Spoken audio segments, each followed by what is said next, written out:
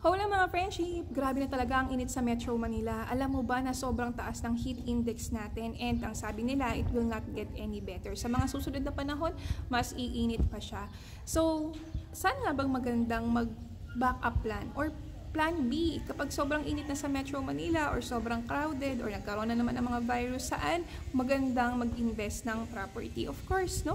Number one dyan is yung summer capital sa Baguio. Nga lang, kapag hindi mo talaga kaya ang presyo ng Baguio dahil sobrang mahal na, ang susunod mo dyan, Tagaytay. Pero kapag hindi mo pa rin kaya ang price range ng Tagaytay, eto ang pinaka-underrated na lugar na same lang naman ang quality ng hangin, malamig din, no? Okay din ang kanyang ambience, accessible sa Metro Manila, dapat sa Silang.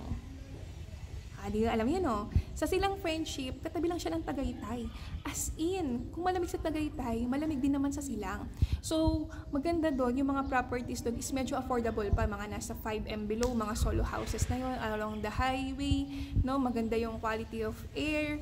Tapos, kung kailangan mong bumalik sa Metro Manila, mabilis lang din kasi accessible siya. So, yan yung pinaka, para sa akin, Taguig. Best place, no, to invest properties is Silang.